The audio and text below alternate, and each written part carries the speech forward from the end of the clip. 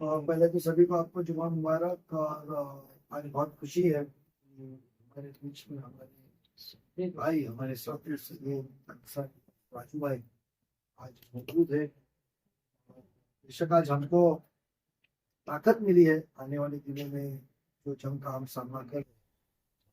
आज आपको बुलाने की वजह ये थी कि 14 तारीख की सुबह डॉक्टर अजमल खान हॉस्पिटल का एक इफ्तिदा का छोटा इफ्तिदा का एक प्रोग्राम लिया गया। उसके बाद एक आवाम को गुमराह करके कुछ आवाम उधर पेशेंट्स को लेकर गए और आपने देखा था वो वाकया क्या हुआ। हॉस्पिटल रेडी नहीं था, स्टाफ मौजूद नहीं थे। कल हमारी गुफ्तगू यहाँ के डॉक्टर्स के कुछ जिम्मेदारों के साथ 100-150 डॉक्टर्स के साथ मीटिंग थी। उसके अंदर इस हल्के के तोसा मुबरा के हल्के के अंदर क्या उनकी दिक्कतें है, क्या उनकी परेशानी है, उस चीज के ऊपर गुफ्तगू हुई। उस दौरान पे हमारी पिछले 3 दिन से रिव्यू मीटिंग चली रही थी, बातचीत चली रही थी, क्योंकि हॉस्पिटल कभी कोई इलेक्शन के लिए रुकना नहीं चाहिए, क्योंकि वो खिदमत है, हेल्थ सर्विस है, इमरजेंसी किसी को भी मदद हो सकती है। मगर बगैर तैयारी हुए उद्घाटन भी नहीं होना चाहिए। मगर आज खुशी है, मैं आपको आज ये इत्तला करने के लिए बुलाया हूँ कि आपके जरिए उमरा कौसा की आवाम के पास हम पहुंच सके। यह आपकी हमारी कोशिश है कि 5 नवंबर से उमरा कौसा के आवाम के लिए, तकरीबन सभी के लिए, डॉक्टर अजमल खान हॉस्पिटल में ओपीडी की शुरुआत होगी। आज वहां से 5 तारीख के बाद वहां ओपीडी डॉक्टर्स जो ओपीडी के हैं वो वहां मुफ्त में आवाम के लिए मुहैया कराए जाएंगे। और उसकी तैयारी मुकम्मल हो चुकी है। जब हमने पूरी कल तहकीकात की, मुझे लगा कि आचार संहिता है, ऑफिशियली कुछ डिक्लेरेशन नहीं होगा तो आपको हम ये बता देंगे। दूसरा, इंशाल्लाह कोशिश है कि 10 तारीख तक उधर सहूलत हम आपको सिर्फ एक इत्तला कर रहे हैं कि आपके जरिए जो हमको इत्तला मिली है और जो फोन पे कोशिशें चल रही थी कि भैया आप आचार संहिता का इंतजार ना कीजिए, हमको इफ्तिदा में कोई दिलचस्पी नहीं है, हमको सहूलत देने में दिलचस्पी। और उस बात की ताहीद हमारे सांसद श्रीकांत जी शिंदे साहब की भी वही सोच थी, मुख्यमंत्री साहब की भी वही सोच थी कि भले वो चीज मुमरा कौसा के लिए थाने महानगर पालिका से दी गई है, कोई शासन निधि से नहीं है, तो थाने महापालिका की हमेशा ये सोच थी कि वो चीज की इफ्तिदा हो या ना हो, सहूलत शुरू हो जानी चाहिए। और वो जो आदेश माननीय सांसद श्रीकांत जी शिंदे साहब का था, खासदार साहब का था, हमें सबकी जो डिमांड थी वो डिमांड को मुकम्मल हो चुकी है। 5 तारीख को ओपीडी और इंशाल्लाह 10 तारीख से इनिशियल एडमिशन फॉर माइनर जो भी रहेगा वो शुरू किया जाएगा। और तकरीबन 20 के बाद 21 से 26 तक ये टारगेट दिया गया है कॉर्पोरेशन ने हमको कि हम कोई भी हाल में 26 तारीख तक उसको मुकम्मल सहूलत के लिए उमरा कौसा और एतराफ के सभी आवामों के लिए। आज बहुत खुशी का दिन है, मुबारक दिन है कि आपके सामने हमको ये बयान करने के लिए कि जो सहूलत का कई सालों से इंतजार, वो सहूलत इंशाल्लाह जल्द से जल्द मिलेंगे, जिससे जो हमारा आवाम है, जो गरीब तबका है, जो बड़े अखराजात हेल्थ सर्विसेज के ऊपर होते हैं, तो उनको फ्री सर्विस मिलने से नजदीक में उनको ये सहूलत मिलेगी। कल वो शिवाजी हॉस्पिटल, छत्रपति शिवाजी महाराज हॉस्पिटल जाना पड़ता था, सिविल हॉस्पिटल जाना पड़ता, और दूर होने की वजह से प्राइवेट हॉस्पिटलों में जाना पड़ता था। और प्राइवेट हॉस्पिटलों में क्या हाल है आपको पता है। तो उसके लिए जो हमारी सोच के लिए हमने सब नगर सेवकों ने मिलके कई करोड़ों रुपए, 100 के ऊपर, 200 के ऊपर करोड़ रुपए हमने जो आवाम के लिए मुहैया कराया था सभागृह में बैठ के। तो आज खुशी है हम सभी नगर सेवक जो साबिक कॉर्पोरेटर्स को और आवाम को कहना है कि हॉस्पिटल जल्द से जल्द शुरू हो। 5 को ओपीडी, 10 के बाद उनको 10 तारीख के बाद उनका ये किया जाएगा एडमिशन को। 26 तारीख तक हमने उनको टारगेट दिया कि 26 तक आप मुकम्मल करो, क्योंकि हमको ये एक मैसेज आवाम को देना है कि जहां आपको सहूलत देने का वक्त आएगा तो हम इफ्तिदा और मैं इसमें हूँ, वो क्रेडिट लेने के लिए आपकी सहूलत रुकेगी नहीं। एक बदलाव आपके हल्के में आ रहा है, उसकी रुख बदल चुका है, हवा बदल चुकी है, उसका शुरुआत यहाँ से आपको आप साबित कर रहे हैं। साफ नीयत खिदमत खल्क के लिए, सियासती मुकाम से लेकर आपको खिदमत करने के लिए हम आपके बीच में आ रहे हैं कि आप इफ्तिदा बोर्ड पे नाम के लिए काम की रुकावट नहीं होगी, और अधूरे काम के अंदर वोट लगा के इफ्तिदा करके क्रेडिट लेने का भी काम नहीं होगा। यह हमको आपको बताना है।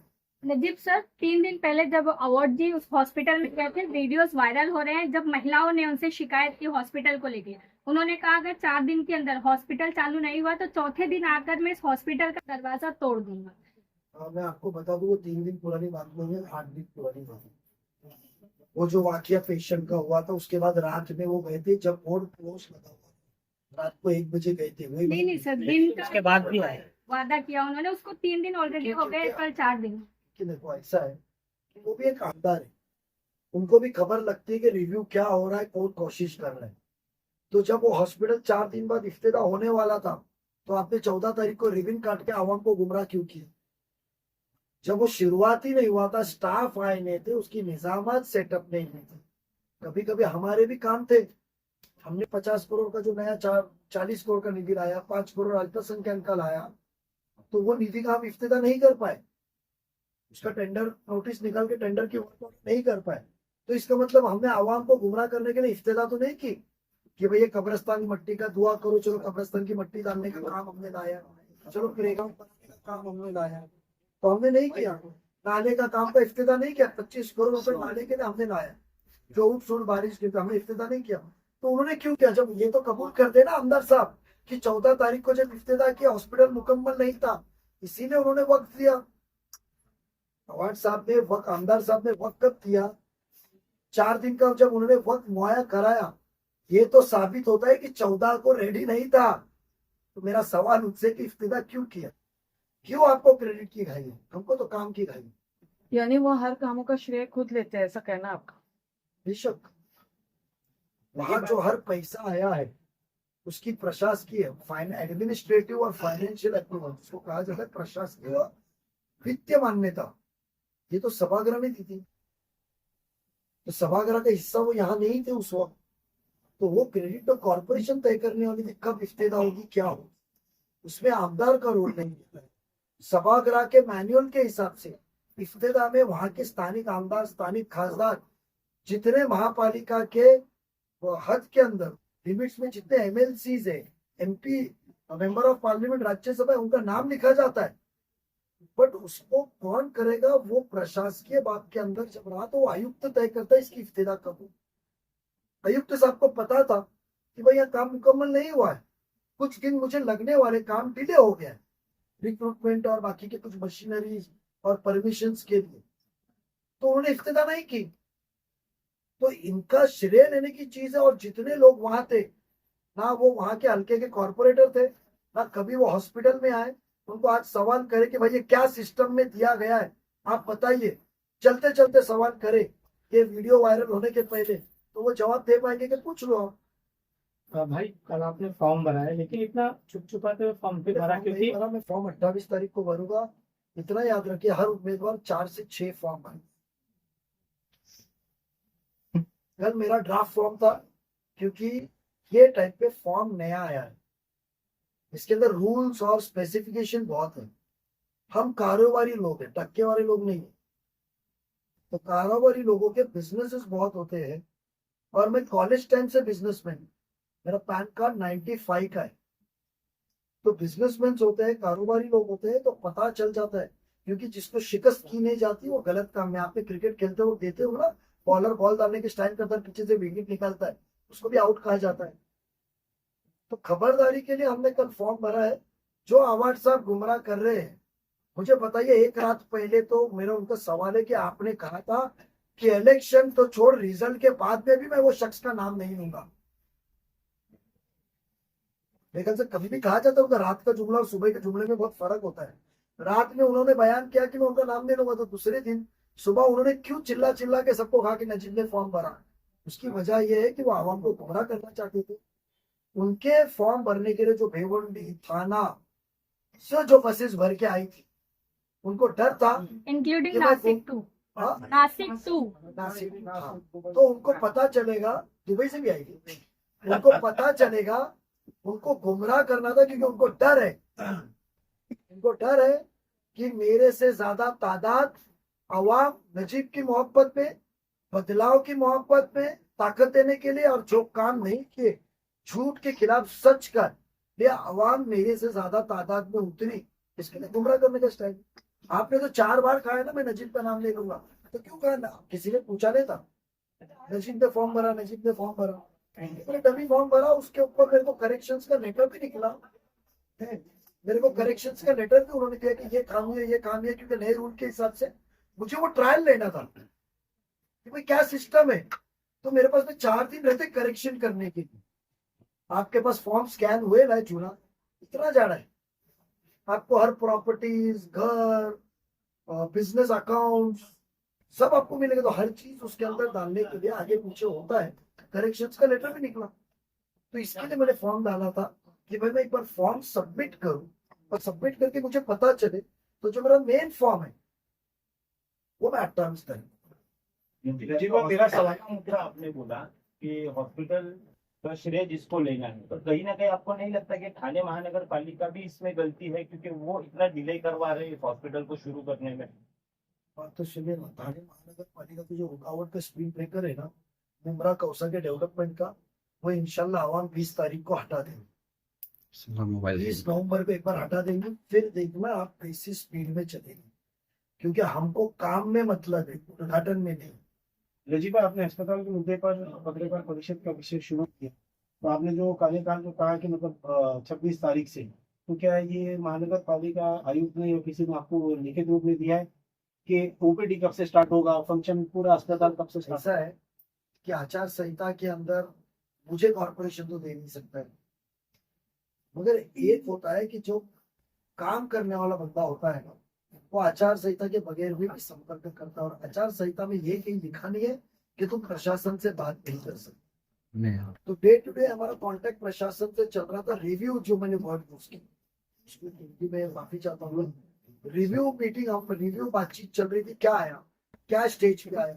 सर, जो एजेंसी अपॉइंट की गई है, जो एजेंसी अपॉइंट की गई है, वो एजेंसी के लिए भी हम लोगों ने एजेंसी के लिए भी हमने रिव्यू लिया, और उसके अंदर ये तय हुआ है, और मेरे ख्याल से इंशाल्लाह 5 तारीख का लेटर मेरी मालूमात के हिसाब से मुझे नहीं मिलेगा, वो एजेंसी को मिलेगा। मेरे ख्याल से आज शाम तक उनको ओपीडी शुरू करने का लेटर इशू हो जाएगा, ऐसा मुझे इत्तला है। सर कैजुअलिटी कब से शुरू हो रही है? कैजुअलिटी देखो, जिस तरह से शिवाजी हॉस्पिटल में हुआ, मैं इसकी बात करता हूँ कि पहले तो आपका 5 तारीख को ओपीडी शुरू करें, तो 5 तारीख को ओपीडी के बाद में फिर हम 10 तारीख तक एडमिशन शुरू करेंगे। तो एडमिशन में भी और सभी तरीके के होंगे, बट कई पैमाने पे लिमिट के अंदर करें, क्योंकि ऑर्डर्स देना, रूल फ्रेम करना, इसके अंदर जो टेंडरिंग प्रोसीजर, थोड़े से क्वेरीज, ऑडिट रिपोर्ट, उसके अंदर वो कर नहीं पाएगा। और वो एजेंसी को देने के बाद में राजनीतिक दबाव इतना था कि मेरिट्स छोड़ो, मेरे आदमी को ही लो, जैसे क्रिस्टल पे किसी दादागिरी चल रही, टेम्पो मेरे नगर सेवक की चलेगी, भले मर्सिडीज का भाव ले बट चलाएंगे, डालेगा वो फिएट, हम दो पैसा। तो वो हिसाब से हॉस्पिटल में भी दबाव था। हो सकता है कॉन्ट्रैक्टर ने सोचा मैं एक बार आचार संहिता हो जाए, ये दबाव निकल जाओ, मैं समझा सच काम करूं जिसके लिए मुझे अपॉइंट किया गया, उम्मीद है उससे हुई। हमने हॉस्पिटल का मुआयना आपके साथ ही किया था, तो उसी वक्त उसने कहा था कि मेरे रजिस्ट्रेशन पेंडिंग है, मेरा सर्टिफिकेशन पेंडिंग है, क्योंकि जब कोई एमआरआई मशीन डालता है तो एमआरआई के बाद एक अथॉरिटी है, वो अथॉरिटी आके उस चीज का पूरा मुआयना करती है, उसको सर्टिफाई करती है और ऑपरेट। जैसे आप लिफ्ट लगाते हो, तो जब तक लिफ्ट सर्टिफिकेट आता नहीं आप लिफ्ट चालू नहीं कर सकते, गुनाह दाखिल होगा, क्रिमिनल गुनाह है। फिर ये और धनाधन आपको इतना हो चीज रहा है। बताओ, हमने इस चीज के अंदर उस वक्त मुआयना किया था, तो हमने आयुक्त साहब को कहा फोन पे जो कहा और हमने उनको इत्तला किया और उसने कहा कि इससे आचार संहिता का कोई संबंध नहीं है। नजीब भाई आपने हमको इत्तला किया, उधर जहां मेन ओपीडी हमारे सेंटर है तो उधर उन्होंने कोई भी आप जाइए प्रेयर रूम होता है हर हॉस्पिटल में, एयरपोर्ट्स में भी आ गए, हर जगह पे प्रेयर रूम होता है। तो हमने देखा कि वो प्रेयर रूम का इंतजाम नहीं था। यानी आप सोचिए जो क्रेडिट लेने के लिए निकले हैं उनको इतना भी इत्तला नहीं है कि भाई दवा के साथ साथ दुआ बहुत जरूरी होती है, और जब दुआ की जरूरत है तो दुआ की जगह भी मुहैया करना जरूरी। हर एक जन जायनमाज लेकर आएगा नहीं उधर, और यहाँ तादाद मुस्लिम तादाद है तो तुमको देखना चाहिए। तो हमने देखा कि हिंदू धर्म के जो सबसे बड़े हैं उनके भगवान श्री गणपति जी की मूर्ति वहां लगा रहे, उन्होंने बताया। तो मैंने जब उनको पूछा कि भाई फिर यह मूर्ति लग रही है, हिंदू धर्म के भी उनको प्रार्थना करने का अधिकार है, तो यहाँ मुस्लिम तादाद आएंगे तो नमाज के लिए कोई प्रेयर रूम बनाए क्या? तो बोले हमें किसी ने कहा नहीं। तो मैंने इमीडिएटली बात किया कि बोला सर आपको प्रेयर रूम भी करना चाहिए, और राइट साइड में उसकी डबल एंट्री है, उधर उन्होंने कहा कि नजीब भाई हम इधर आपको प्रेयर रूम बना के देंगे, जहां जो शख्स पेशेंट का रिश्तेदारी जो है वो ख्वातीन हो, इंसान हो, वजू का एक छोटा सा खाना, और उधर आके वो नमाज पढ़ सके। तो हमने प्रेयर रूम की भी मिली है। आने वाले दिनों में उसका काम की मंजूरी अभी वर्क ऑर्डर दे ही नहीं सकते, उसका एक्स्ट्रा काम करना पड़ेगा। तो हमने वहाँ प्रेयर रूम की भी डिमांड की है। डॉक्टर अजमल खान हॉस्पिटल में नमाज पढ़ने के लिए प्रेयर रूम भी मुहैया कराए जाएंगे। सर आज जिशान सिद्दीकी ने आपके पार्टी में प्रवेश किया। बाबा सिद्दीक ने भर सभा में कहा था कि मैं नजीमुल्लाह को देख के राष्ट्रवादी में आया हूँ, कि बेटे को उम्मीदवारी भी जाहिर की गई है। इस तरीके से शुभकामना देना चाहूंगा।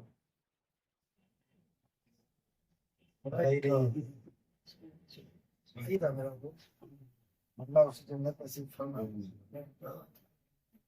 जीशान के साथ हम लोग है, भाई था 25 साल बच्चे के जैसा उसने मुझे रखा मालूम है।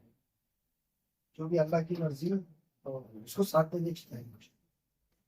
नजीब आपने कहा कि खिदमत कल शुरुआत में आपके जुमले से खिदमत कल, तो खिदमत कल करने के लिए आपको इतनी देर लग गई, इतने साल मुमरा का विकास स्लो रहा हो, यहाँ फुटपाथ नहीं है, ट्रैफिक सिग्नल नहीं है, और बहुत सारी ऐसी चीजें जिनको आपने भी पिछले कई दिनों से आप बोले जा रहे हो।